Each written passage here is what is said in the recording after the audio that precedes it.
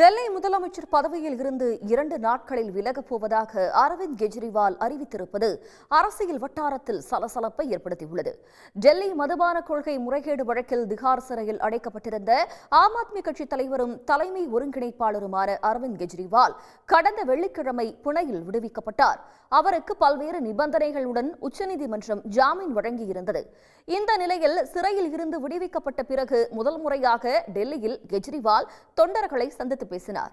அப்போது அடுத்த 2 நாட்களில் தான் முதலமைச்சர் பதவியை விட்டு விலக இருப்பதாக கூறினார்.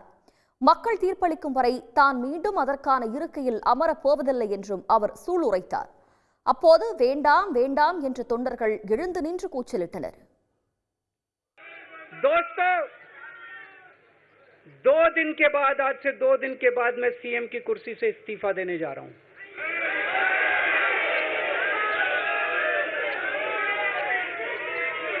और मैं तब तक सीएम की कुर्सी पे नहीं बैठूंगा जब तक जनता अपना फैसला ना सुना दे.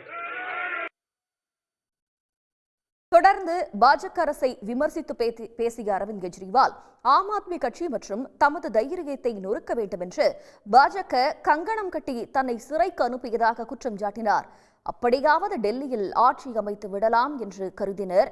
ஆனால் அவர்களது யுக்தியை தவிடுபொடியாக்கும் விதமாக அரசியல் சாசனத்தை காக்கும் நோக்குடன் சிறையில் இருந்து ஆட்சி நடத்தியதாக கெஜ்ரிவால் குறிப்பிட்டார். சிபிஐ, அமலாக்கத்துறை போன்ற அமைப்புகளை ஒன்றிய பாஜக அரசு அரசியல் ஆயுதங்களாக பயன்படுத்துவதாக அவர் குற்றம் சாட்டினார். டெல்லியில் அடுத்த ஆண்டு பிப்ரவரியில் மீண்டும் சட்டப்பேரவை தேர்தல் நடைபெறவுள்ளது.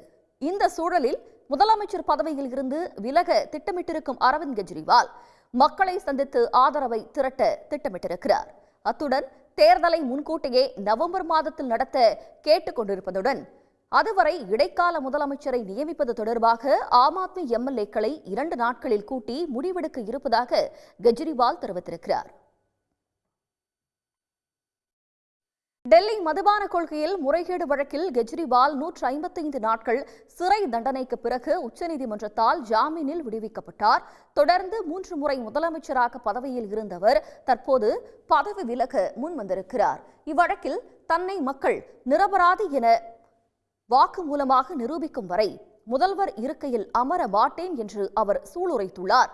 கெஜ்ரிவால் இந்த அறிவிப்பை வெளியிடுவதற்கு முன்னதாக நேற்று கட்சியின் மூத்த தலைவர்கள் மற்றும் சட்ட வல்லுநர்களுடன் ஆலோசனை நடத்தியிருந்தார்.